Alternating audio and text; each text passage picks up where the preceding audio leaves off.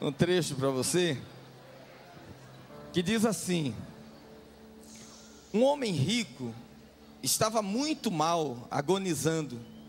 Pediu papel, caneta e escreveu o seguinte texto: deixe os meus bens à minha irmã, não a meu sobrinho, jamais será paga a conta do padeiro, nada dou aos pobres. Infelizmente ele não resistiu e morreu antes de fazer a pontuação. Então surgiu a questão: a quem deixava a fortuna? Eram 4 possíveis herdeiros.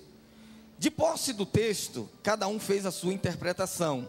Primeiro o sobrinho fez a seguinte pontuação: deixe os meus bens à minha irmã? Não, a meu sobrinho.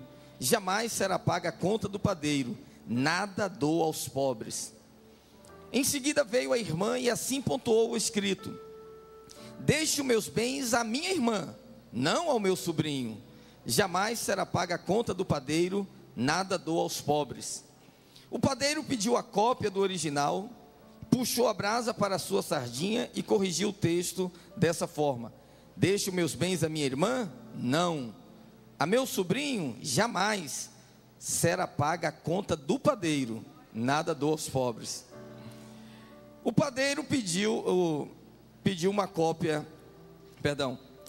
Aí chegaram os sem teto, sem terra, com os descamisados da cidade.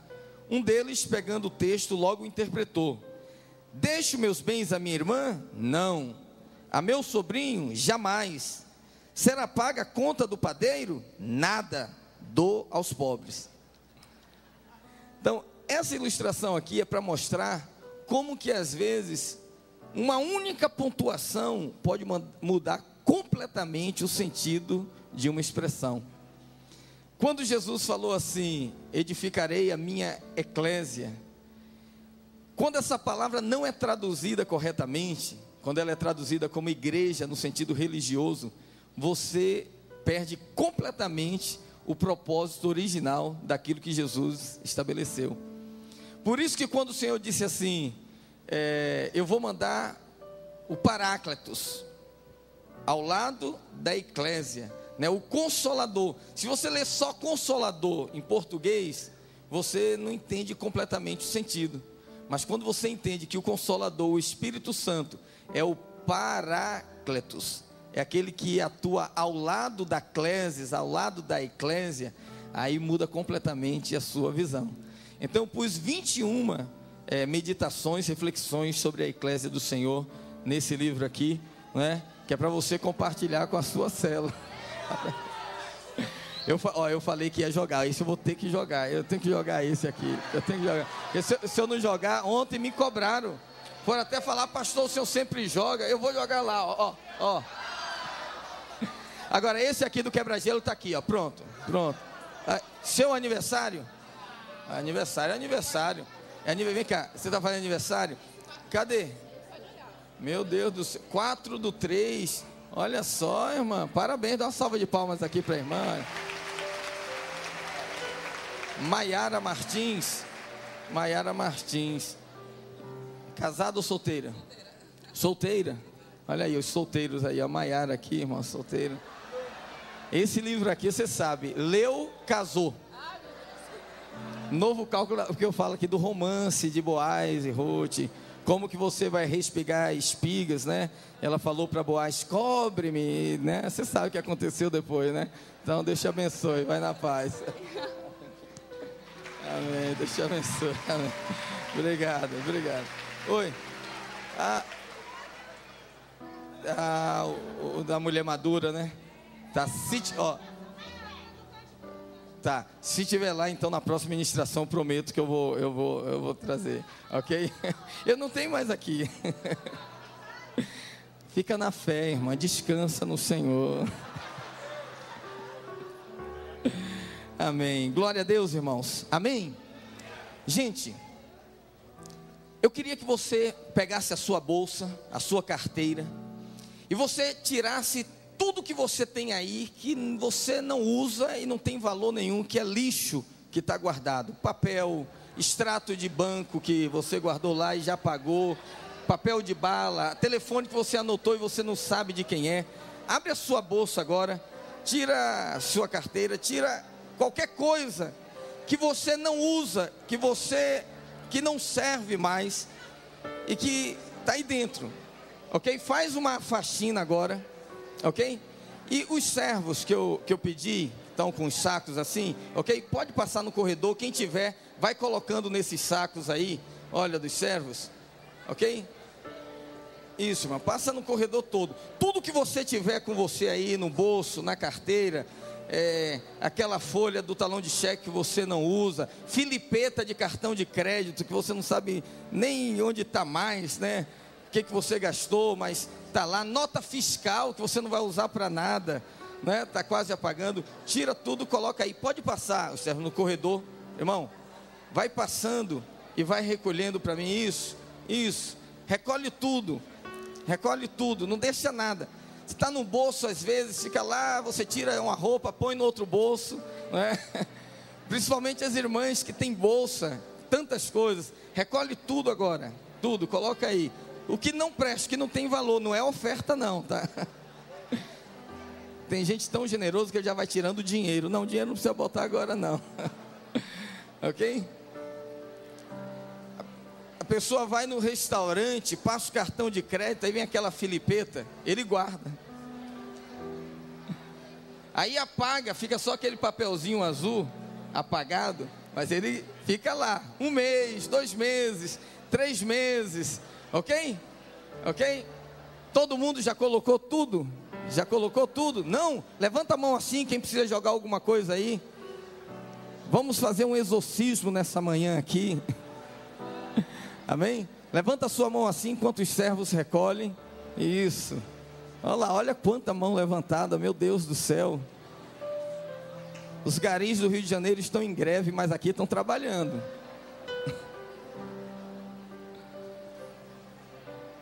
Ok?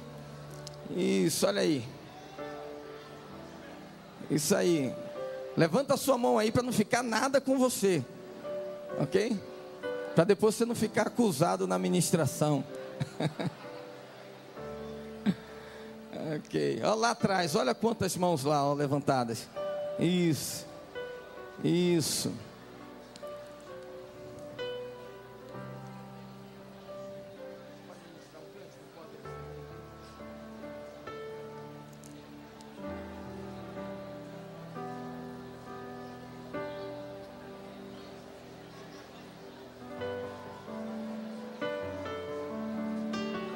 Ok? Enquanto não chegar você, mantenha assim sua mão levantada. Isso. Dá uma geral na carteira aí, irmão. Eu quero ser íntimo do Senhor, conhecer teus segredos, mergulhar no teu amor e te adorar com toda a força do meu coração, me lançar no teu mar e tesouros escondidos encontrar, me deleitar no Senhor, satisfazer os meus desejos, te entregar o meu coração e lavar o meu interior, e lavar o meu interior. Não há nada nesse mundo que complete o meu ser, amar ao Senhor é o meu maior prazer. Não há nada nesse mundo que complete o meu ser, amar ao Senhor é o meu maior prazer.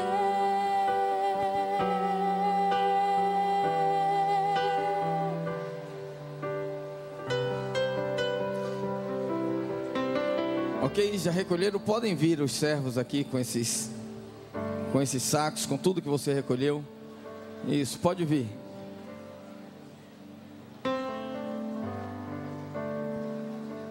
Eu quero ser íntimo do Senhor, conhecer teus segredos,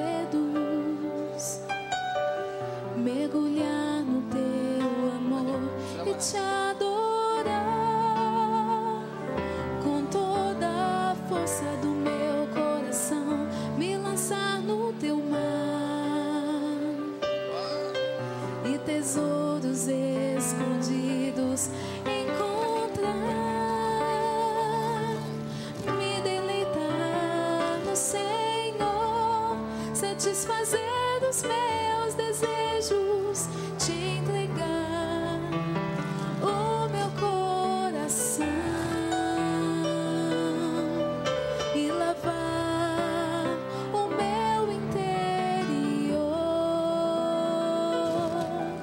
e lavar o meu interior. Gente, olha só. Olha o que estava na carteira, na bolsa e na vida das pessoas. Meu Deus, vamos ver o que tinha aqui dentro.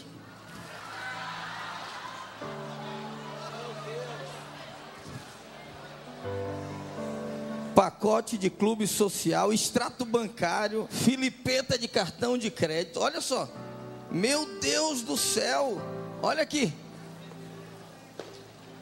Olha aqui. Chave que não abre mais nada. Chiclete já mascado. Olha só. Lenço já usado. Meu Deus do céu.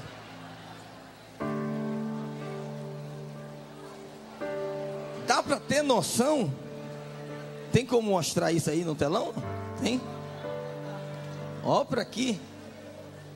Ó.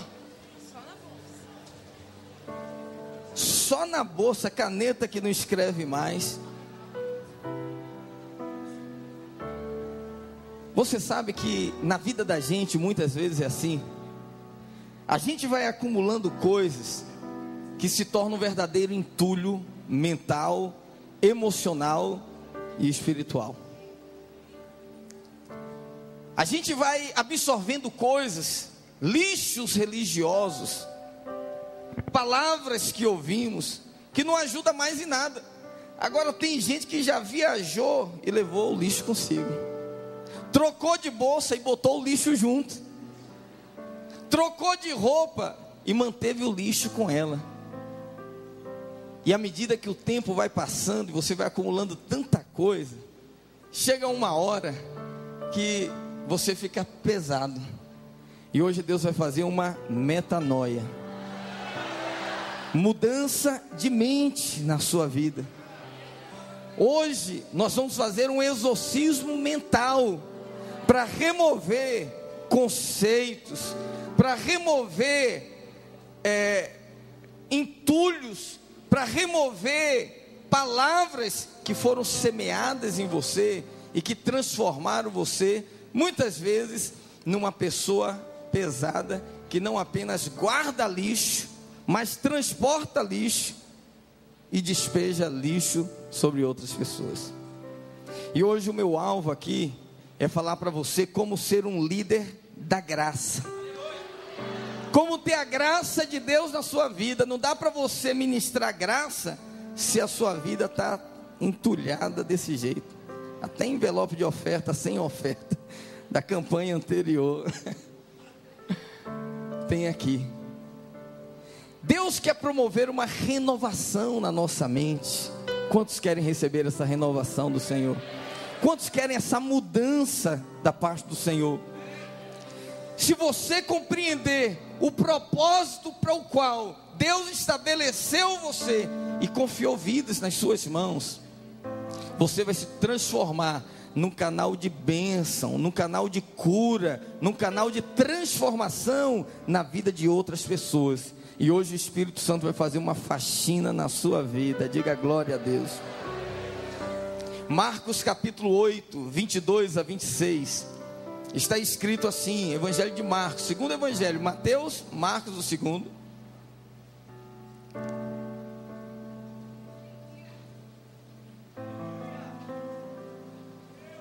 Diz assim a partir do verso 22.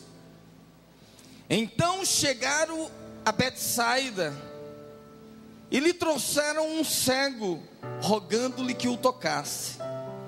Jesus, tomando o cego pela mão, levou-o para fora da aldeia, e aplicando-lhe saliva aos olhos, impondo-lhe as mãos, perguntou-lhe: vês alguma coisa? Este, recobrando a vista, respondeu: vejo os homens, porque como árvores os vejo andando. Então novamente lhe pôs as mãos nos olhos, e ele, passando a ver claramente, ficou restabelecido, e tudo distinguia de modo perfeito. E mandou Jesus embora para casa, recomendando-lhe: não entres na aldeia. Pai, eu peço a tua bênção nesta manhã, para que o nosso coração seja ministrado pelo Senhor, e a nossa mente transformada pela tua palavra, Senhor, para que haja uma renovação, Senhor. Ó Deus, eu declaro que haverá mudança de pensamento, de sentimento, de atitude e até de fisionomia nesta manhã, Senhor. Pai, eu declaro em nome do Senhor Jesus, que a graça que tem sido pregada há de transbordar em cada vida no final dessa palavra, em nome de Cristo Jesus. Alguém diga amém. Diga para o irmão que está do seu lado assim: sentar do meu lado é ser abençoado. Segurar na minha mão, segure na mão dele assim, é receber unção. Diga: hoje o Espírito Santo vai trazer cura para a sua vida e para a sua liderança. Ouça, esse é um tempo em que o Espírito Santo está promovendo mudança e transformação.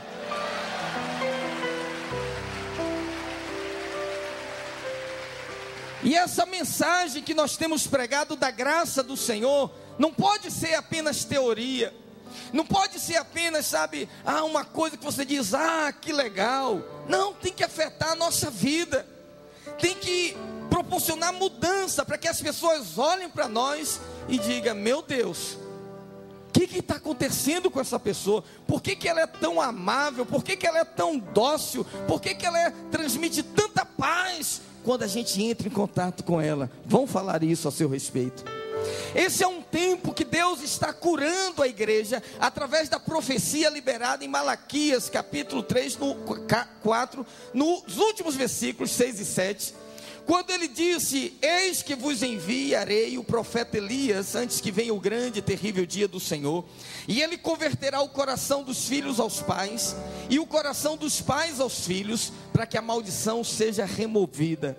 A maldição é removida quando o coração do pai, seja ele físico, seja ele o seu genitor ou seu pai espiritual, converte para o filho. Converte no sentido que de haver reconciliação, de haver o que? De haver paz, de haver relacionamentos saudáveis. E os filhos também se voltam para os pais. A Bíblia diz que relacionamentos assim não há maldição.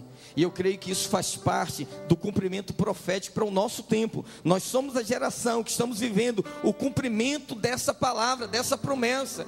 E a palavra da graça veio para consolidar cura no meio da igreja, porque o Senhor quer que a sua igreja seja lugar de cura e não de doença, de restauração e não de entulho. Nós precisamos ter sensibilidade no nosso espírito e permitir que, através de uma ação sobrenatural, nós nos tornemos esses instrumentos de cura para as pessoas. Porque uma pessoa ferida, ela fere outra. Uma pessoa amargurada, ela tem o poder de amargurar a outra. Uma pessoa iracunda, ela tem o poder de gerar ira no outro.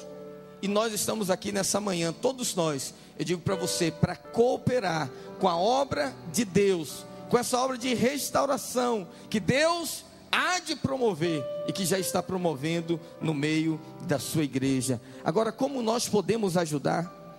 De maneira prática, como que você pode fazer parte desse mover de Deus? Jesus, nesse texto que nós temos aqui, ele vai nos revelar um processo de cura. Jesus, ele está na Judéia, quando tiram um homem da aldeia, levam até ele e falam para ele como é essa coisa natural do ser humano de dizer para Deus como fazer as coisas. Senhor, este homem está cego, impõe as tuas mãos sobre ele para que ele seja curado. A Bíblia diz que o Senhor chamou o homem e ele começa a ministrar a vida desse homem. E o processo que Jesus utilizou é um ensino para nós, é uma instrução para a gente utilizar na célula e na igreja.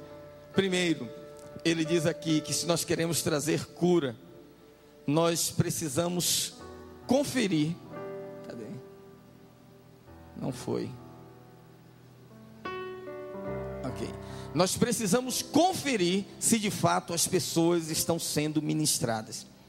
Quantos são ministros do Senhor aqui? Você diz, pastor, eu sou um ministro. Mas a minha pergunta é, quando você ministra, as pessoas são ministradas? As pessoas melhoram? Porque esse texto aqui é impressionante. Jesus Cristo, ele tinha um currículo maravilhoso. Ele tinha curado paralítico, outros cegos. Ele curou a mulher hemorrágica, leproso. Teve gente que ele nem tocou a mão. Teve gente que ele só falou, ressuscitou mortos. E agora traz um homem, era mais um caso. Senhor, este homem é cego, impõe as mãos sobre ele para que seja curado. Jesus impõe as mãos. Jesus ora pelo homem. E depois que ele termina de orar, ele faz uma pergunta. Ele diz assim, vês alguma coisa? Em outras palavras, a minha oração surgiu algum efeito imediato na sua vida? Nós temos que aprender muito com Jesus, irmãos. Não apenas, com a sua humildade, mas também com a sua paciência.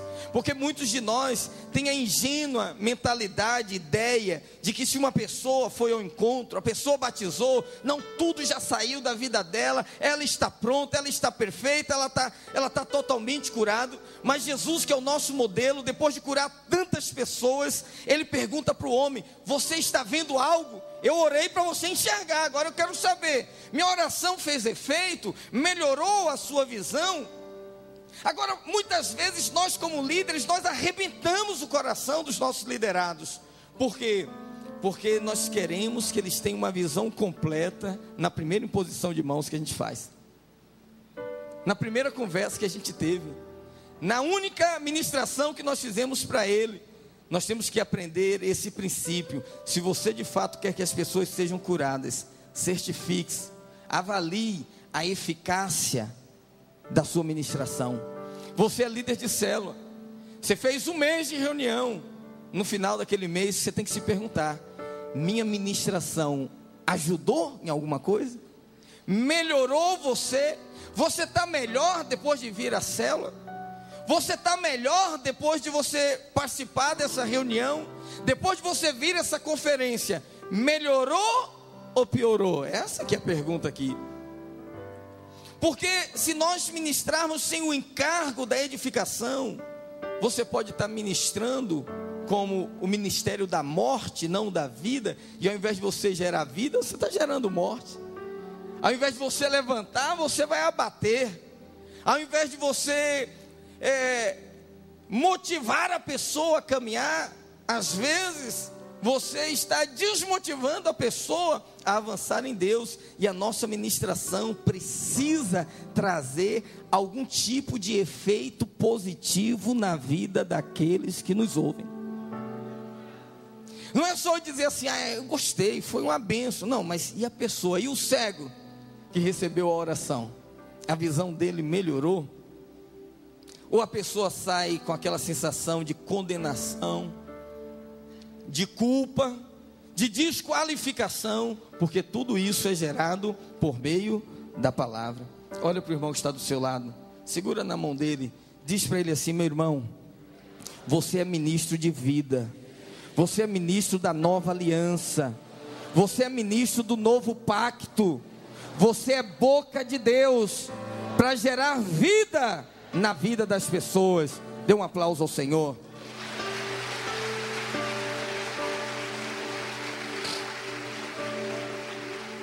Então veja, primeiro nós temos que conferir se de fato as pessoas estão sendo ministradas. Segundo, nós precisamos saber que o primeiro toque, quando as pessoas recebem o primeiro toque, elas ainda não são capazes de responder totalmente. A maioria das pessoas que recebeu o único toque, elas ainda não podem dar 100%. Por quê? A vida cristã é um acumular de experiências. Paulo, escrevendo aos Coríntios, ele diz assim: irmãos, nós somos transformados de glória em glória, de glória em glória, de pouquinho em pouquinho, cada vez que nós contemplamos o Senhor. Isso significa que você veio hoje aqui a essa reunião. Quando você sair daqui, mesmo que você não perceba, uma medida maior de glória foi depositada na sua vida. Quando você volta, você não volta mais o mesmo esposo, não volta mais a mesma esposa, não volta mais o mesmo filho, não volta mais o mesmo patrão, não volta mais o mesmo estudante, o mesmo empregado, não. Quando você sair dessa conferência, você vai ser um líder melhor, você vai ser um ministro melhor, é de glória em glória. Nós não podemos fazer as coisas acontecer na marra, e nós temos que ser ministros da nova aliança, como ministério da graça, porque assim era o Senhor Jesus. A Bíblia diz: o verbo se fez carne, habitou entre nós, cheio de graça e de verdade. Esse texto você tem que ter revelação, porque quem gosta da verdade não gosta de muita graça, sabia? Geralmente as pessoas falam assim: não, o que eu falo na lata, eu falo mesmo, eu falo a verdade dói, mas tem que doer. É igual o pastor, ele era muito duro na pregação, e ele tinha um cirurgião na igreja dele, e o cirurgião, um dia eu fui falar com ele, disse: pastor, o senhor bate muito na pregação. Ele falou: irmão, meu trabalho é igual ao seu, a palavra é o bisturi, você não é cirurgião, você não usa o bisturi? Você corta as pessoas, a palavra é espada, é para cortar também. Ele falou: é pastor, mas quando eu corto, eu ponho anestesia antes. Tem gente que corta sem anestesia. Olha só, no verso 23 e 24, Jesus pergunta ao homem assim: vês alguma coisa? Ao que o homem responde: Senhor, o Senhor orou por mim? Melhorou, mas não melhorou tanto não, porque eu estou vendo homens, e como árvores os vejo andando. Aquele homem tinha a visão, mas a visão dele era uma visão distorcida. Tem gente que é assim? Tem. Ela já foi tocada pelo Senhor? Já, mas a visão ainda não está totalmente curada. A pessoa ainda vê as coisas distorcidas, as pessoas distorcidas. Os episódios, os fatos que acontecem na vida dela são todos distorcidos. Então ela interpreta mal as nossas ações, as nossas palavras. Você fala de um jeito, a pessoa fala de outro. Um dia eu estava na reunião, e iríamos começar a reunião. Eu chamei o irmão e falei: irmão, vamos começar a reunião agora? Vai lá fora, chama os irmãos para entrar, para a gente começar todo mundo junto, orando. O irmão tinha visão distorcida. Ele chegou lá fora, ao invés dele dizer assim: ô amados, vamos começar a reunião, vamos lá, vamos para o meio do fogo, vamos começar todos juntos. Ele chegou lá e disse assim: ó, o pastor já está dando bronca lá, que vocês estão aqui fora, está chateado. Ele falou: quem não está dentro não tem compromisso. E aí as pessoas vêm, todo mundo, sabe, pesado, semblante assim: poxa, o pastor me viu lá fora, o pastor está chateado comigo. O pastor não estava chateado com ninguém. O pastor falou: vai e chama os irmãos, para a gente orar juntos, para a gente começar juntos. Mas a visão distorcida truncou a palavra, e a palavra chegou lá como, sabe, uma marreta poderosa, para tentar transformar na força do braço e no poder do homem, até que nós sejamos plenamente curados. Às vezes na nossa própria vida, a gente tem que orar e dizer: Senhor, toca novamente a minha vida nessa manhã, cura a minha visão distorcida, que tantas vezes me atrapalha e põe limitação na minha liderança. Isso é algo que exige de nós fé, exige de nós paciência. Infelizmente, muitos líderes se tornaram impacientes com o seu rebanho. Muitos líderes, sabe, irmãos, eles perderam a graça de ministrar. Você está lá num processo de consolidação, você fala: ah, pastor, já falei com aquele irmão, já orei com ele, não vou orar de novo não, não vou falar de novo não. Impaciência é um problema grave, que impede, que tolhe a nossa liderança. Lá em Zacarias capítulo 11, o Senhor faz uma advertência a pastores, mas se aplica a qualquer tipo de liderança. Ele diz que quando o povo estava sendo, sabe, maltratado pelos gentios, eles eram como ovelhas sem pastor, ninguém tinha piedade deles. E ele levanta o profeta e diz: vai lá, salva as minhas ovelhas que estão sendo levadas para o matadouro. E a Bíblia diz que na mão do profeta o Senhor colocou 2 varas para ele liderar, que são as 2 varas da liderança. Ele diz: a uma chamei graça, a outra chamei união. E com essas 2 varas é que o líder deve ministrar, com graça e mantendo o grupo unido, coeso. Essa que é a nossa maior função. Mas ele diz que ele começa a ministrar e ele diz assim: chegou uma hora que eu me cansei das ovelhas e as ovelhas se cansaram de mim. E quando ele se cansa, sabe o que ele faz? Ele pega a vara da graça, parte no joelho, pega a vara da unidade, parte no outro joelho e diz: acabou a graça, acabou, não tem mais paciência. E ali tem uma exortação poderosa, muito forte, que deve gerar temor no nosso coração, que o Senhor dá uma sentença e diz: eu não vou permitir que as minhas ovelhas continuem sendo maltratadas dessa forma. Eu vou remover desses maus pastores, desses maus líderes, e vou colocar na mão daqueles que ministram com graça. Diga: eu sou ministro da graça. Oh, irmãos, se nós como ministro, ao invés de produzir vida, produzimos morte, as ovelhas serão removidas. Por isso que às vezes a gente não tem competência para crescer mais. Você tem um grupinho pequenininho, você está tão impaciente com aquele grupinho, se aumentar, vai aumentar a sua impaciência também. Jesus não, Jesus conversa com o camarada. E quanto menos da graça você desfruta, menos paciente você se torna com as pessoas. E se você não resolver isso hoje, você vai se tornar cada vez mais intolerante. Tem gente que vive assim com um semblante enfesado. Você sabe o que significa a palavra enfesado? No dicionário diz assim: enfesada, a pessoa raivosa; enfesada, a pessoa irada; enfesada, a pessoa que está nervosa; enfesada, literalmente, uma pessoa cheia de fezes. Sério, está assim no dicionário. Porque quando a pessoa está, ela é pesada, você sabe que nem o intestino dela funciona direito. Não funciona. A pessoa vai no banheiro, ela faz uma força, aquela coisa espremida assim, fininha. Ela levanta toda ardida.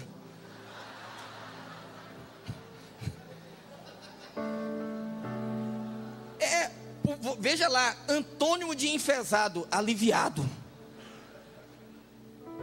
Que a pessoa, quando o intestino não funciona bem, ela não consegue conversar, ela fica nervosa, ela fica travada. Ela está conversando com você aqui, mas sabe, tem uma coisa prendendo ela, ou presa dentro dela, na verdade, né? E a pessoa não tem alegria, não consegue celebrar. A pessoa, você olha para ela, ela está sempre com aquele ar pesado. Qualquer coisa tira a sua paz. Qualquer coisa mexe com o interior dela. E nós não podemos ser líderes da graça assim, irmãos, porque nós somos discípulos do Verbo, e o Verbo era cheio de graça. Pode, sabe, acontecer a situação mais adversa na sua vida, não perca a sua paz, não perca a sua alegria, não perca o seu bom humor. Como um amigo meu, roubaram a carteira da esposa dele. A esposa tinha um problema de memória, botava as senhas juntos com o cartão de crédito. E o ladrão começou a usar os cartões de crédito dela. 3 meses depois, eu falei: e aí, rapaz? Como é que resolveu lá? Ele falou: rapaz, o ladrão está usando os cartões da minha esposa. E você não bloqueou, não? Ele falou: não, ele está gastando menos que a minha esposa, deixei.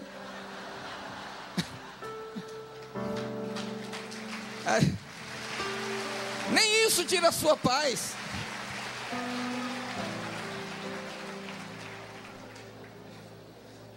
Você sabe, irmãos, existem coisas na sua vida que você tem que exercitar. Tem gente que tem um semblante tão pesado que ela é difícil de rir. O crente não deveria ser pesado, difícil de rir. O crente deveria rir com facilidade. É verdade. As pessoas falam, mas a Bíblia diz que Jesus chorou, mas não diz que ele riu. Mas a gente sabe que Jesus riu, porque Jesus estava cercado de crianças, e crianças não ficam próximas de gente carrancuda. Você quer ganhar uma criança, dá um sorriso para ela. Então Jesus ria, e as pessoas gostavam de ouvir Jesus, e tudo que ele falava só verdade, mas ele falava cheio de graça. Jesus, que era o próprio Deus, ele teve a humildade de checar que na sua ministração estava sendo produzida vida, e ao saber que o homem estava com a visão distorcida, sabe o que ele fez? Eu vou orar por você novamente. E a Bíblia diz assim, isso nos introduz ao terceiro princípio. Ele não ficou culpando o homem, não ficou dizendo, eu orei por você, tanta gente que eu nem orei, eu só falei e a pessoa ficou curada. O leproso, eu mandei ele ir, nem me aproximei dele 100 metros, ele foi embora, e o testemunho dele que foi curado. Eu orei, rapaz, parei com você, impus as mãos, e você está dizendo que não foi curado?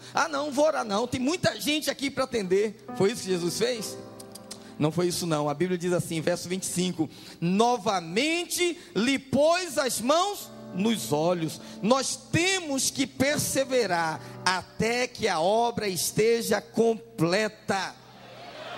Nós não podemos desistir daqueles que Deus nos deu. Essa palavra aqui novamente é uma chave para nós. Mais uma vez, ele chama o homem, impõe as mãos sobre os olhos dele, diz, você ainda não está bom não, meu filho? Não, estou vendo tudo distorcido, eu vejo homens, mas como árvores. Eu vou orar por você mais uma vez. E a Bíblia diz que o resultado da segunda oração foi, e tudo ele enxergava perfeitamente, distinguia perfeitamente, aleluia. Nós temos que parar para conversar com as pessoas, sentar, ouvi-las, gastar tempo, porque às vezes a gente nem ouve a pessoa e a gente já vai diagnosticando. Hoje ninguém tem paciência, ninguém tem tempo, ninguém quer ouvir a história do outro. A pessoa começa a contar uma coisa, você já pensa, o que eu vou falar para ela no final? Você não está ouvindo o que a pessoa está falando. Hoje muitas vezes você vai num hospital e o médico não te ouve. Diz que o irmão foi no hospital, falou, doutor, minha perna dói, eu subo a escada, meu joelho dói, eu não sei o que é. O médico pegou assim, olhou, examinou, falou, amigo, quantos anos você tem? Ele falou, eu já tenho 73. Ele falou, não, o senhor não tem nada não, isso aí é da idade. Ele falou, idade nada, essa aqui tem a mesma idade e não está doendo. Então veja,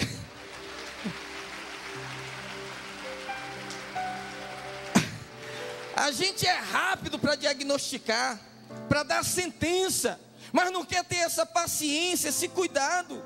Se Jesus fez isso, irmãos, por que nós não faríamos? Diga para o irmão que está do seu lado, você tem que ser mais paciente, você tem que ouvir mais, você tem que acreditar mais, até que a visão distorcida seja curada. Olha para cá, irmãos, igreja tem que ser lugar de cura, célula tem que ser lugar de restauração, de acolhimento, lugar onde as pessoas chegam e são ouvidas. Aleluia. Você não poderia deixar uma pessoa entrar muda e sair calada da célula. Todo mundo tem que falar. E o líder não está na célula para pregar, ele está para fazer as pessoas falarem, para facilitar, ser um facilitador ali. Senão o líder chega, ele abre a Bíblia, ele prega, mas ele não ouve as pessoas, irmãos. E se a igreja não fizer esse trabalho, ninguém vai fazer. Ninguém vai fazer. Tem lugar que você vai ser atendido, a pessoa não levanta nem a cabeça para falar contigo. Uma irmã falou comigo em um dos cultos. Eu fui pregar num prédio nosso, e aí uma irmã veio me cumprimentar. Eu falei, aí, irmã, está aqui, é de alguma célula? Ela falou, sim, pastor, eu amo essa igreja. Eu falei, é mesmo? Por quê? Ela disse, pastor, eu espero a semana toda para vir no culto, porque aqui é o único lugar em que eu sou abraçada. Ela disse, na minha casa, a gente não tem esse relacionamento de abraçar, e no meu trabalho não existe isso, lá é um tentando puxar o tapete do outro, e quando eu chego aqui na porta, a irmã me cumprimenta e me dá um abraço, e eu recebo vários abraços. E a psicologia diz que uma pessoa, para ser ajustada emocionalmente, para ela não ficar com aquela sensação de vazio, de carência, ela precisa receber pelo menos 6 a 8 abraços por dia. Se uma pessoa não receber 6 abraços por dia, ela fica carente, entendeu? Aproveita aí, gasta 2 já. Viu? Isso.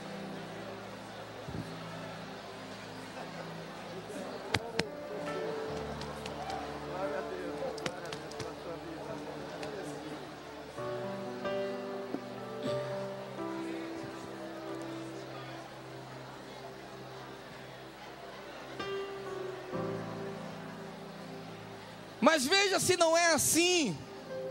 Eu acredito que nessa manhã tem gente que recebeu o primeiro abraço agora.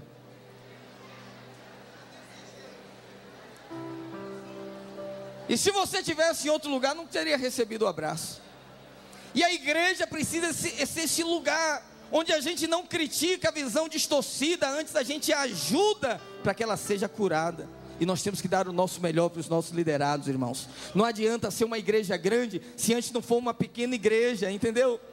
Se a gente não tiver essa comunhão, esse relacionamento, esse cuidado mútuo no grupo. O problema é que nós queremos resolver os problemas de todo mundo numa única oração, numa única ministração. Eu prego uma vez e resolveu, já falei disso, não falo mais. Não, fale mais uma vez, e a segunda se for necessário, e a terceira e a quarta, até que ele possa distinguir perfeitamente. Aleluia. Não se engane, a pessoa vai no encontro. Você, para levar a pessoa no encontro, você busca ela em casa, você paga o encontro, você leva no seu carro, a pessoa fuma, você suporta a baforada, tudo porque você quer levar a pessoa no encontro. E depois a ideia é o seguinte: já levei no encontro, pastor, ela já recebeu tudo lá. Não, quando ela volta do encontro, começou o seu trabalho. E aí melhorou ou piorou? Ela falou, ela melhorou, mas eu ainda não consegui perdoar minha mãe não. Vou orar por você de novo. Melhorou, mas ainda não consegui deixar o cigarro totalmente. Vou orar por você mais uma vez. 30 dias depois, estou orando por ela. 2 meses depois, estou orando por ela. 3 meses depois, vai chegar uma hora que a Bíblia diz, e tudo distinguia perfeitamente, aleluia, como resultado da sua ministração. Nós temos que fazer isso, irmãos. Então quando a pessoa volta do encontro, o nosso trabalho começa, o nosso investimento começa. Nós temos que dar continuidade e fazer acompanhamento pessoal, até que a pessoa possa reproduzir isso na vida de outra pessoa. Quem está entendendo o que eu estou falando? Olha para quem está do seu lado e diga, persevere, até que a obra esteja concluída. Deus não faz nada pela metade, você não vai fazer também, né? Ele diz, entrega o teu caminho ao Senhor, confia nele e Ele tudo fará. Deus não faz nada pela metade, faz a obra completa, amém, queridos? 4º lugar, para consolidar eficazmente a cura, temos que romper com vínculos do passado. Essa aqui é a primeira vez na Bíblia que Jesus mandou alguém sair do lugar que ela estava, sair da aldeia. Ele diz, não volta mais para lá. Quando Jesus curou o Gadareno queria entrar no barco. Jesus falou, não volta, vai para a tua casa. Mas esse cego que pedia esmolas na aldeia, ele falou, não volta não, senão eles vão furar seu olho e você vai ficar cego de novo. Vai embora, você recebeu, caminha para frente, quebra o retrovisor, não olha mais para trás. O que Jesus está nos ensinando aqui, irmãos, é que não apenas na vida das pessoas que nós acompanhamos, mas na nossa própria vida, nós temos que cortar vínculos que nos impedem, que nos amarram, com heranças negativas, com coisas que foram acumuladas na nossa vida, e que a gente anda para cima e para baixo, entra no metrô, anda de ônibus, dirige o carro, e tem gente que a bolsa está assim, e o carro está assim também. E se bobear, a casa está assim também. Ela vai se acostumando a viver com esses lixos todos. Jesus falou, não corta, tem hora que você tem que tirar. Você sabe que aqui não está tudo não. Ainda tem um lixinho aí que a pessoa falou, não, vou deixar aqui, eu não sei. Eu não sei de quem é esse papel com esse número de telefone não, mas pô, eu vou descobrir. E ela deixou, né, a bolsa. O Senhor está me revelando aqui desse lado aqui agora.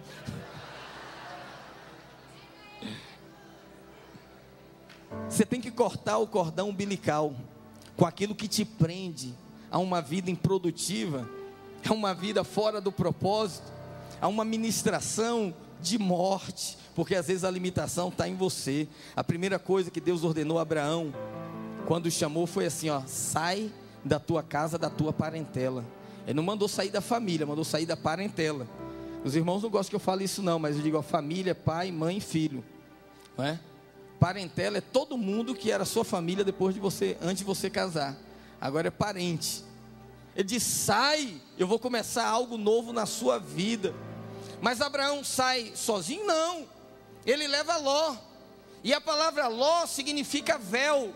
Enquanto Abraão carregou Ló, o véu estava sobre os seus olhos, ele não conseguia enxergar a promessa de Deus, até que um dia houve briga entre os pastores de Abraão e os pastores de Ló, e eles decidiram se separar, e a Bíblia diz assim: partindo Ló, Abraão levantou os seus olhos e viu a terra que ele havia de possuir. A visão completa só veio quando houve a separação. No ato da criação, quando Deus estabelece o casamento, Ele diz assim: deixará o homem pai e mãe. Para unir tem que deixar antes. Não tem como haver uma união perfeita. Eu sei que tem gente que casa e não deixa, mas tem problema. Mas se ele fizer conforme diz a Bíblia, ele diz assim: deixa. Aí depois ele pode unir e pode ter uma união muito abençoada, amém, queridos? E se você analisar com cuidado, você vai descobrir que você carrega na sua vida muitas coisas, muitas heranças, de pessoas que te influenciaram, líderes que passou na sua vida, pai, mãe, irmãos, tanta gente que ministrou sobre você. Porque eu descobri isso na minha própria experiência. Eu estava viajando para o Nordeste certa vez, e quando eu estava passando na Bahia, o comandante do avião disse assim: senhores passageiros, nós estamos passando agora sobre a ilha de Comandatuba, que é próxima à cidade onde eu nasci. Eu só nasci lá. E aí ele disse: nós vamos passar agora pelas praias de Canavieiras. E há muitos anos que eu não ia lá. Aí eu apertei aquele sinal lá para chamar a comissária. Ela veio e disse: pois não, senhor. Eu falei: olha, a senhora tinha como pedir autorização para o comandante, que eu queria ir lá na cabine. Ela falou: mas não permite mais, só com avião em solo. Eu acho que ele não vai deixar. Por que o senhor quer ir na cabine? Eu falei: porque ele está passando agora em cima da cidade onde eu nasci. E muitos anos que eu não passo, que eu não volto aí. E eu queria fazer uma oração pela cidade. Ela falou: então eu vou falar com ele. Ela foi lá, falou e disse: ó, o comandante permitiu, o senhor pode ir lá sim, que ele vai deixar o senhor entrar. Aí eu fui com ela. Quando eu entrei naquele avião, na cabine, estavam os dois pilotos com os pés assim esticados, tomando café e rindo um com o outro. Aí eu olhei, meu coração... Ele falou: o que foi? Eu disse: quem é que está no controle desse negócio aqui? Aí ele falou: não, agora está no piloto automático. E aí, nos próximos minutos, ele começou a me dar uma aula, como que funcionava o piloto automático.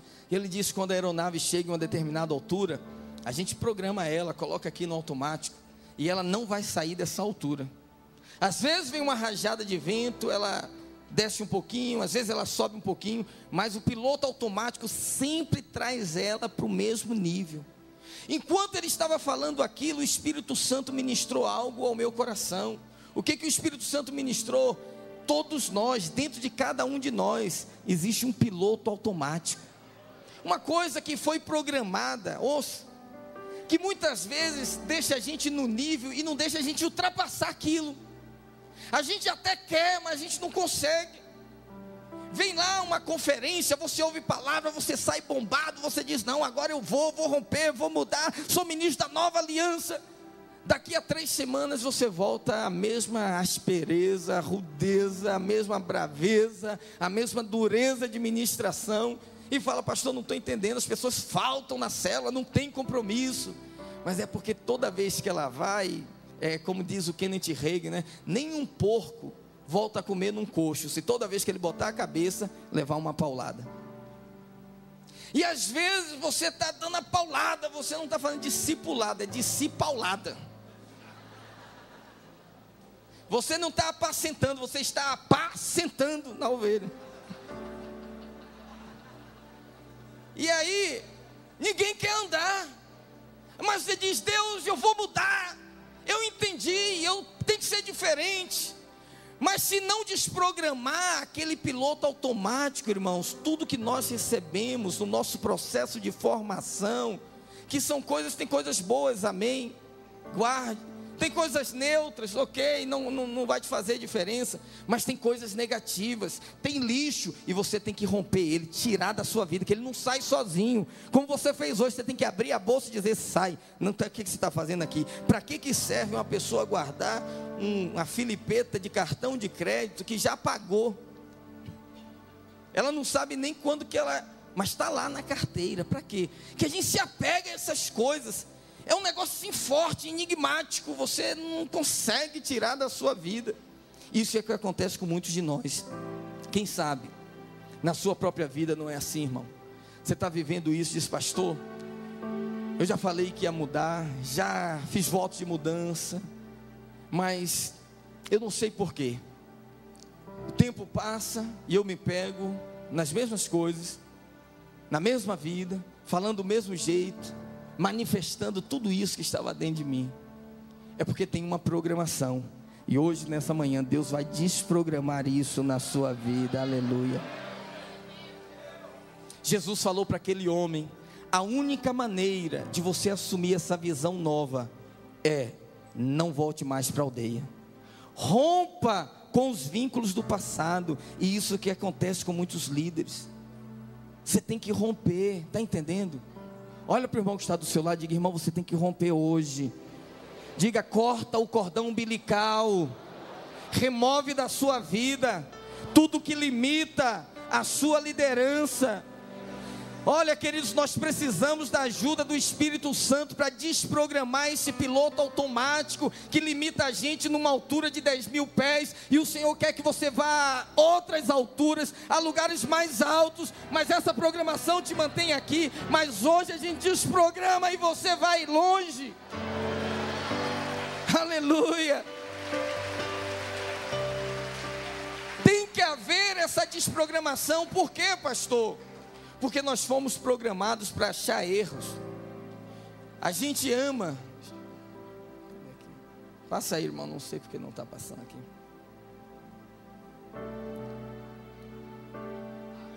Passe para mim aí, filho. Dá um enter aí para mim. A gente ama esses jogos dos 7 erros. Todo mundo acha rapidamente. Você põe 2 figuras, tem 7 erros aqui. Você já vi ali, está faltando uma nuvem, está faltando não sei o quê. A nossa mente é programada para achar erro nas pessoas. Sabia disso? A nossa mente é programada para ver coisas negativas. E você tem que mudar. O Senhor hoje vai tocar novamente a sua visão, tirar essa distorção. E você vai olhar para as pessoas, ao invés de ficar procurando erro. Onde é que estão os 7 erros do pastor? Os 7 erros do meu líder de célula? Os 7 erros desse irmão? Você vai ver nele o potencial, a graça de Deus, aquilo que o Espírito Santo plantou na vida dele. Você vai ver aquilo que nem ele consegue enxergar, porque o Senhor vai curar a nossa visão. Nós fomos programados para registrar só coisas negativas com muito mais facilidade do que coisas positivas. Quem lembra o que aconteceu no dia 11 de setembro? 11 de setembro, o que aconteceu? Todo mundo lembra. No dia 11 de setembro foi o atentado às Torres Gêmeas. Ninguém esquece disso. Milhares de pessoas morreram. Aquele ataque suicida. A televisão ficou um ano inteiro mostrando as cenas, as reportagens, e de edifícios caíram, os que estavam do lado caíram. Ninguém esquece disso. Agora, quem se lembra o que aconteceu no dia 9 do 11? São os mesmos números, só estão invertidos. 11 do 9 e 9 do 11. Pouca gente lembra. 9 do 11 foi a queda dos muros de Berlim. Foi uma das maiores conquistas da humanidade. Não deu um tiro, ninguém morreu, nenhuma gota de sangue foi derramada, nenhuma. Tudo pacificamente. E houve uma abertura daquilo que era considerado as cortinas de ferro, que separava a Alemanha ocidental da oriental. Quanta gente que tentou passar e morreu fuzilada com aquele sistema de segurança, não sei quantas torres, cerca eletrificada. De repente caiu. Ninguém fica falando disso, mas qualquer lugar que você fala sobre 11 de setembro, todo mundo lembra, porque a nossa mente foi programada para coisas negativas. Muitas vezes a gente fala mais da desgraça do que da graça. E se a pessoa não remover isso, ela vai se realimentando, sabe, com aquelas próprias informações. Tem gente que é muito negativa, irmãos. Eu quero te falar do lado prático da graça de Deus, que é a mudança no seu vocabulário, é a mudança na sua atitude, é a mudança na sua expressão, na sua maneira de falar. Tem gente que é muito negativa. Você chega para ele para contar um problema, mas você está esperando uma palavra de vida profética. Aí você conta um problema, ele te conta um maior do que o que você contou, e diz para você: olha, o meu é tão grande que se eu contar debaixo de uma estátua, a estátua chora. Você chega para o camarada, você diz assim: eu tenho uma úlcera. Aí ele fala: a sua sangra? A minha sangra. A pessoa não tem vida para ministrar, porque isso é uma programação que nós temos que fazer, irmãos. Você sabe, a criança, quando ela é bebezinha, ela ri muito. À medida que ela vai crescendo, ela deixa de rir mais e passa a fazer careta. Mas dizem que tudo que a criança faz, ela aprendeu. E muitos adultos, quando vão brincar com a criança, mesmo fazendo cosquinha, ele faz careta. Ele, em vez de dar um sorriso, ele faz uma careta. A criança vai crescendo, ela aprende todas as caretas, já viu? Porque isso está no nosso DNA, nós fomos programados dessa forma. Tem gente que você olha para ele, e uma das coisas, estou preparando uma palavra, que nós pregamos sinais de quem vive na lei. Eu estou preparando uma palavra, sinais de quem vive na graça. Sinais de quem vive na graça, porque quando você vive uma vida agitada, atormentada, você testemunha contra o Senhor. Você é um testemunho negativo do Senhor. Tem gente que você, não importa, de manhã, à tarde, à noite, você olha para ele, está aquele semblante assim, sabe, aquela mesma sensação de alguém que vai no refrigerador, abre, pega aquele pote de sorvete, quando abre tem feijão.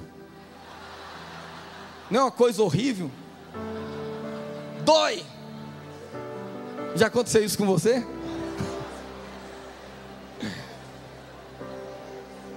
Você chega com pão quentinho, pega a lata, a vasilha de margarina Qualy, e quando você abre tem um restinho de um ensopado dentro. Meu Deus.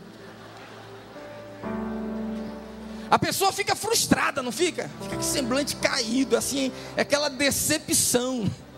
Tem gente que está assim, irmãos. E aí você fica deslocado. Você fica com a liderança sem propósito. Você não consegue fazer aquilo para o qual você foi estabelecido, por causa dessa programação que Deus vai desfazer nessa hora. Você sabe, quando você é colocado numa posição e você não cumpre aquilo que foi estabelecido, você é como zíper de bolsa de mulher. Tem alguma mulher aqui na frente com uma bolsa? Deve ter? Tem? Alguma bolsa? Me empresta uma bolsa aqui, por favor. Não vou colocar a mão lá dentro não. Minha mãe sempre falou isso. Jamais coloque a mão dentro de uma bolsa de uma mulher, meu filho. Minha mãe falava isso para mim. Você nunca sabe o que vai sair de lá de dentro. Mas o que tem de errado com a bolsa das mulheres? É que o zíper é em cima, e o projeto deveria ser o zíper embaixo. Por quê? Tudo que ela procura está no fundo da bolsa. Celular está no fundo da bolsa, chave está no fundo da bolsa, carteira está no fundo da bolsa. Às vezes ela tem 3 zíper. Ela abre o primeiro, não encontra, abre o segundo, não encontra, abre o terceiro, não encontra. Ela mete a mão no fundo da bolsa, ela vai encontrar. Então seria a coisa muito mais fácil, muito mais simples. Mas tem que desprogramar a nossa mente. E o Senhor quer fazer isso conosco hoje, irmãos. Diga assim: eu sou ministro da graça, ministro do novo pacto. Diga: eu sou ministro da nova aliança. Querido, está provado que quando uma pessoa recebe estímulo, motivação, ela é capaz de fazer coisas que naturalmente ela não conseguiria. A pessoa acha que não pode, você incentiva, ela pode, ela consegue. Eu vi a história de um camarada que estava numa cidade, estava morrendo muita gente, e o cemitério não dava conta de enterrar todas as pessoas, e eles fizeram uma cova coletiva, funda, para enterrar várias pessoas de uma vez. E tinha uma comunidade do outro lado do cemitério. O pessoal, para cortar caminho, passava por dentro do cemitério, e os coveiros deixaram aquela cova aberta. O cara veio à noite, atrasado, disse: vou passar rápido aqui. E ele caiu num buraco. Tentou subir, não conseguiu, tentou, não conseguiu. E depois de 1 hora tentando, ele desistiu. Ele falou: não tem jeito, eu vou esperar o dia amanhecer. Amanhece, aparece um coveiro aí, ele me tira, eu vou ficar aqui no meu cantinho. Ficou lá no cantinho. E ele dizendo: puxa, alguém devia ter sinalizado esse buraco, porque vai que outras pessoas caem. Mal ele parou de falar, veio um outro camarada e caiu. Aí o cara caiu no mesmo buraco. Aí ele não quis falar com o camarada, disse: pô, eu vou assustar ele. E o cara começou a gritar: meu Deus, eu tenho filho, eu preciso ir para casa, eu tenho que sair daqui. E ele tentava subir, mas escorregava, tentava, não conseguia. E o cara ficou lá no cantinho, disse: eu não falo nada, se eu falar o cara morre, né? Depois de 1 hora, ele tentando e não conseguindo, ele estava lá chorando, desanimado. O camarada falou assim: ei, eu também tentei. Quando ele falou isso, o cara sumiu. O dia amanheceu, e aí vieram as pessoas para ajudar, e olharam que no buraco estava cheio de marca de dedo, que alguém tinha conseguido subir, mas nunca descobriram quem era o camarada, porque ele recebeu um incentivo, né?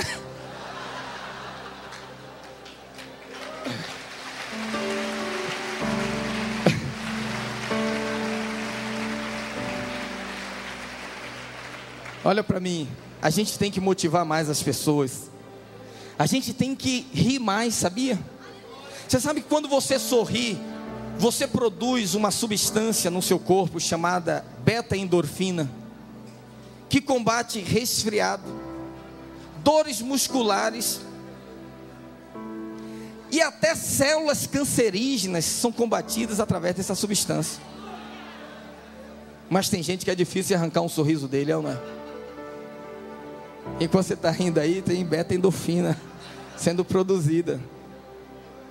A gente, irmãos, precisa ser marcado e marcar os outros com a graça de Deus. Sua liderança tem que ser uma liderança cheia de graça. Seu casamento tem que ser cheio de graça. Isso envolve diálogo, envolve toque, envolve abraço. Você que é marido, você tem que ser ministro de graça na vida da sua mulher. Você que é pai, você tem que ser ministro de graça na vida dos seus filhos. Você precisa ser ministro da graça na sua casa, para você conseguir ser ministro de graça também na sua célula. Agora no mês de fevereiro, nós fizemos uma maratona conjugal na nossa igreja. 21 dias de renovo para o seu casamento. Aqueles 21 dias que o casal recebe ministração, lê, tem tarefa diária. Tem que ter também lá o love todos os dias, 21 dias. É uma maratona. Vocês já fizeram aqui? É uma benção, né? Conselho para todos, porque isso traz cura, traz tanta coisa. E no final da maratona, nós mostramos um vídeo de um camarada que, assim, ele passou por uma experiência que Deus teve que mudar, mas por um preço muito alto, até ele entender que o casamento dele ruim não era por causa da esposa, era por causa dele. Tem um vídeo aí, irmão? Tem como colocar aí para mim? Se tiver como diminuir a iluminação para todo mundo ouvir, ver.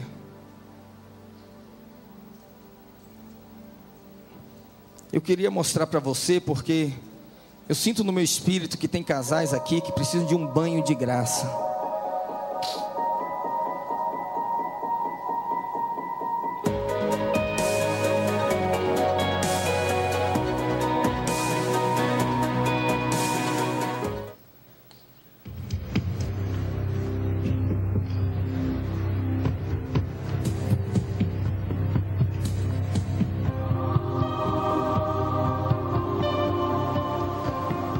noite, enquanto a minha esposa serviu o jantar, eu me preparei para ter uma conversa séria com ela.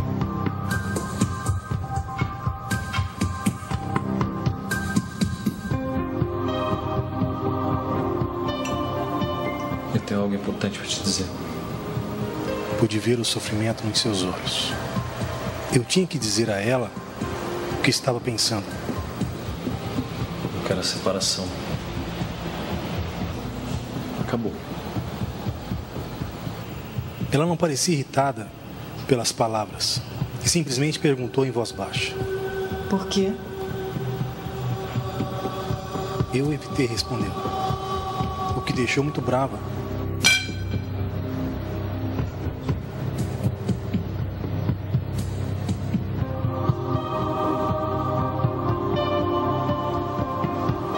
Você não é homem.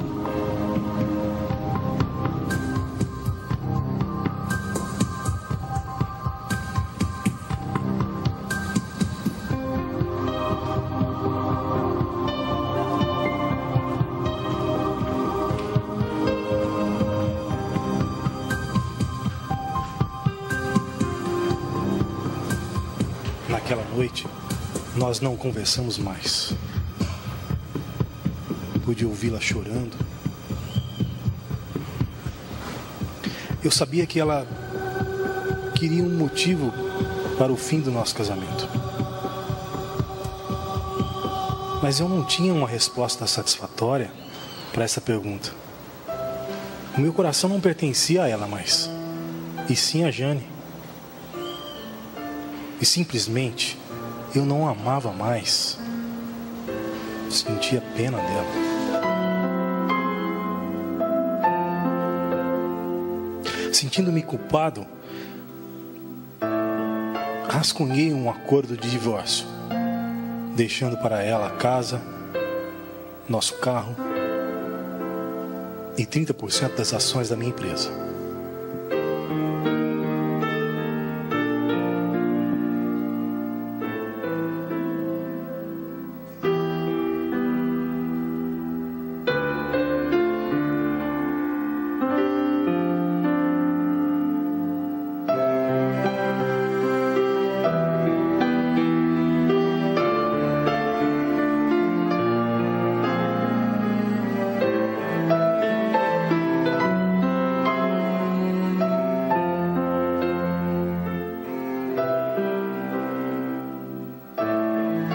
Ela tomou o papel da minha mão e rasgou violentamente. A mulher com quem eu vivi pelos 10 anos se tornou uma estranha para mim. Eu fiquei com dó deste desperdício de tempo e energia, mas eu não voltaria atrás no que disse, pois amava Jane profundamente. Eu me senti libertado enquanto ela chorava.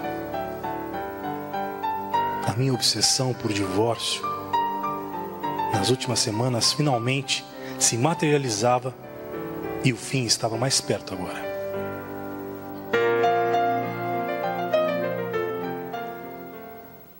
No dia seguinte, eu cheguei em casa à tarde e a encontrei sentada à mesa, escrevendo. Eu não jantei, fui direto para a cama e dormi imediatamente, pois estava cansado depois de ter passado o dia com a Jane.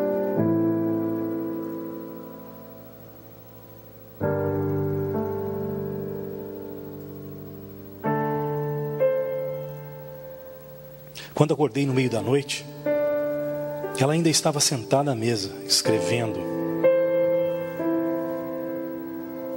Eu a ignorei e voltei a dormir.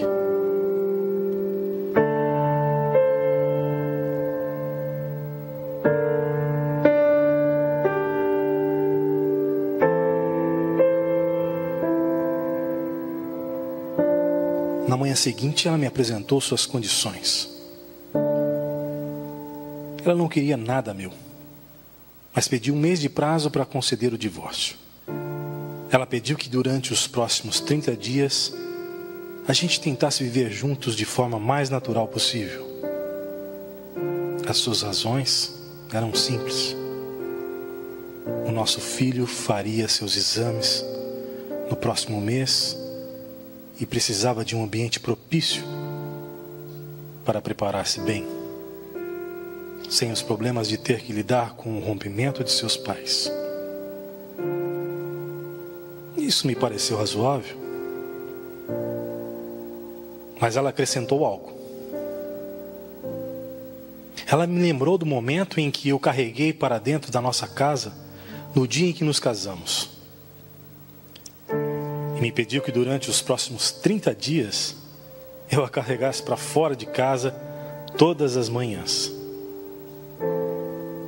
Eu então percebi que ela estava completamente louca, mas aceitei a sua proposta para não tornar meus próximos dias ainda mais intoleráveis.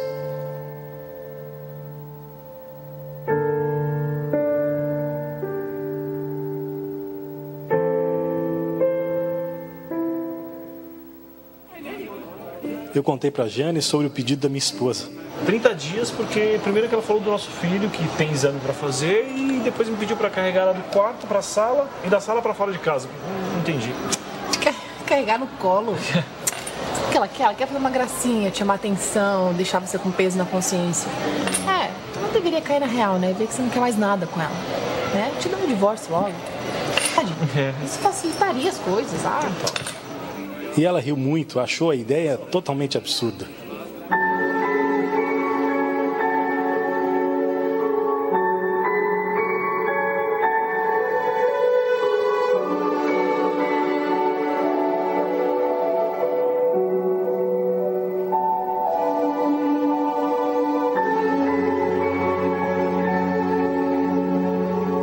Minha esposa e eu já não tínhamos contato físico há algum tempo. Então, quando eu carreguei para fora de casa no primeiro dia, foi totalmente estranho.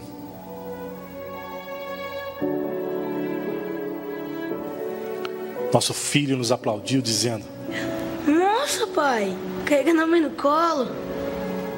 Eu devo ter caminhado uns 10 metros carregando minha esposa no colo. Não conta para o nosso filho sobre o divórcio. Eu balancei a cabeça, mesmo desconcertado. Então a coloquei no chão assim que atravessamos a porta da entrada da casa. Ela foi pegar o ônibus para o trabalho e eu fui para o escritório. O segundo dia foi mais fácil para nós dois. Ela se apoiou no meu peito, eu senti o cheiro do perfume que ela usava. Eu então percebi que há muito tempo não prestava atenção nessa mulher. Ela certamente havia envelhecido nesses 10 anos. Tinha rugas no seu rosto. Por um segundo cheguei a pensar no que havia feito para ela estar nesse estado. No quarto dia, quando eu a levantei, senti uma certa intimidade maior com o corpo dela. Essa mulher tinha dedicado 10 anos da vida dela a mim.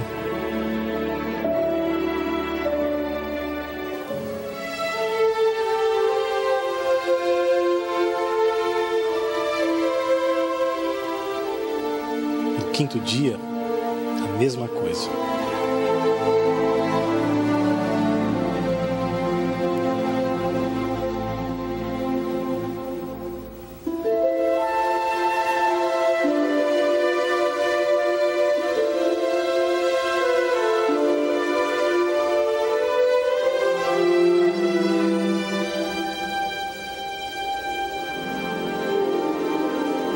Eu não disse nada a Jane, mas ficava cada dia mais fácil carregá-la do nosso quarto para a porta da casa. Talvez meus músculos estivessem mais firmes com o exercício, pensei. Certa manhã ela estava tentando escolher um vestido. Ela experimentou uma série deles, mas não conseguiu achar o que servisse. Com um suspiro ela disse: Todos os vestidos estão grandes para mim. Então eu percebi que ela realmente havia emagrecido bastante. Daí a facilidade em carregá-la nos últimos dias. A realidade caiu sobre mim com uma ponta de remorso. Ela carrega tanta dor e tristeza em seu coração. Instintivamente, eu estiquei o braço e toquei seus cabelos. Nosso filho entrou no quarto e nesse momento disse: Pai, Meu filho. tá na hora de carregar a mãe no colo. Para ele ver seu pai carregando sua mãe todas as manhãs, tornou-se rotina da casa. Minha esposa abraçou nosso filho e o segurou em seus braços por alguns longos segundos. Em seguida, eu a carreguei em meus braços do quarto para a sala, da sala para a porta da entrada da casa. Sua mão repousava em meu pescoço. Eu a segurei firme contra o meu corpo. Lembrei-me do dia do nosso casamento. E eu me vi pronunciando essas palavras. Eu não percebi o quanto perdemos nossa intimidade com o tempo.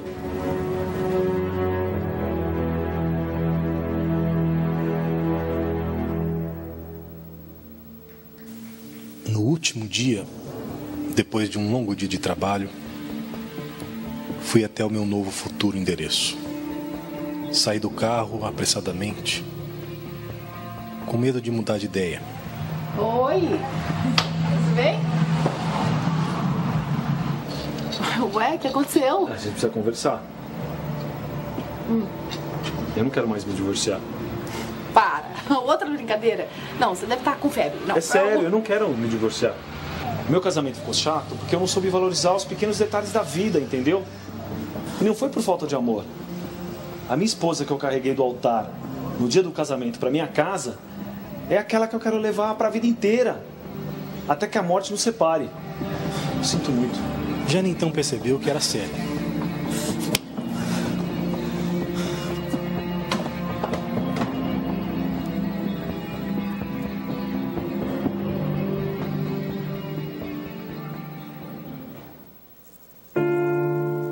Na loja de flores, no caminho de volta para casa, eu comprei um buquê de rosas para minha esposa.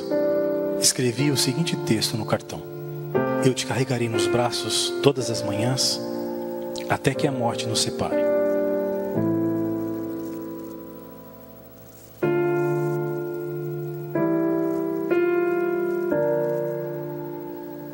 Naquela noite, quando eu cheguei em casa, com um buquê de flores nas mãos e um grande sorriso no rosto, fui direto para o quarto.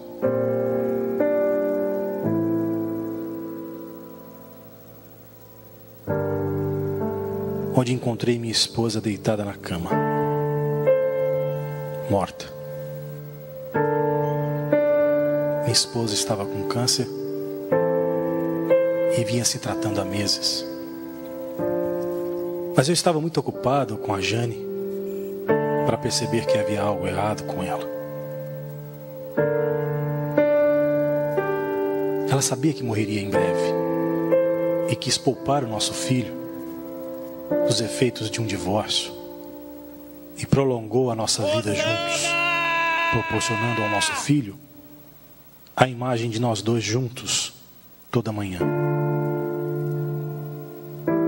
Pelo menos aos olhos do meu filho, eu sou um marido carinhoso. Os pequenos detalhes da nossa vida são o que realmente conta num relacionamento. Não é a mansão, o carro, as propriedades, o dinheiro no banco. Esses bens criam um ambiente propício à felicidade, mas não proporcionam mais do que conforto. Por isso, encontre tempo para ser amigo da sua esposa. Faça pequenas coisas um para o outro, para mantê-los próximos e íntimos. Tenha um casamento real e feliz. Muitos fracassados na vida são pessoas que não perceberam que estavam tão perto do sucesso e preferiram desistir. Veja, ainda sentado como você está aí. Ok.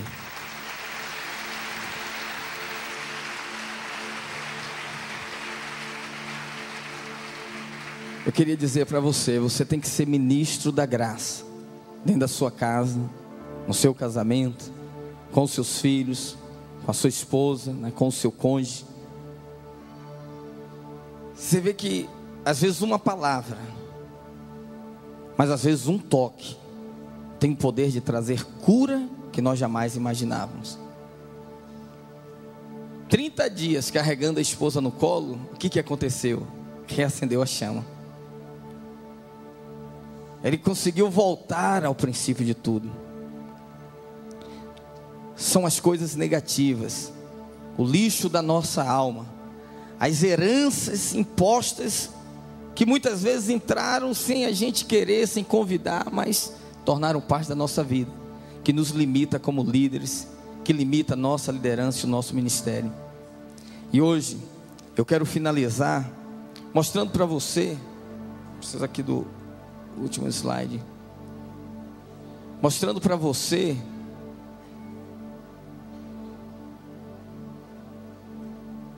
a oração do piloto automático, falando do profeta Elias, que viveu uma experiência tremenda, desafiou os profetas de Baal, mas depois ele corre, sobe no alto de uma montanha, e embaixo de um pé de zimbro ele faz a oração, que eu chamo da oração do piloto automático. Ele diz assim: basta, Senhor, tira agora a minha vida, porque não posso ser melhor do que os meus pais. Aquele era o piloto automático dele. Eu vou reproduzir o que eu recebi, eu não consigo passar disso. E a Bíblia diz que Deus, para curar Elias, levou ele, o alimentou, o tirou daquela situação e disse: Elias, até o momento que ele entra na caverna, e Deus diz: sai, porque o seu ministério não terminou. Você não vai parar aqui, esse não vai ser o seu limite.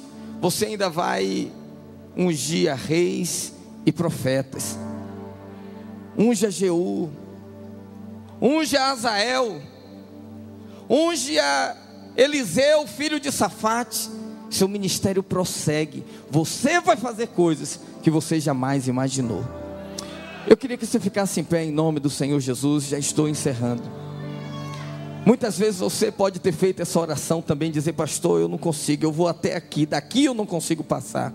E hoje o Espírito Santo vai desprogramar o seu piloto automático, para você chegar muito mais longe, para você ir muito mais longe. Eu queria que você fizesse algo nessa hora. Faça assim, ó.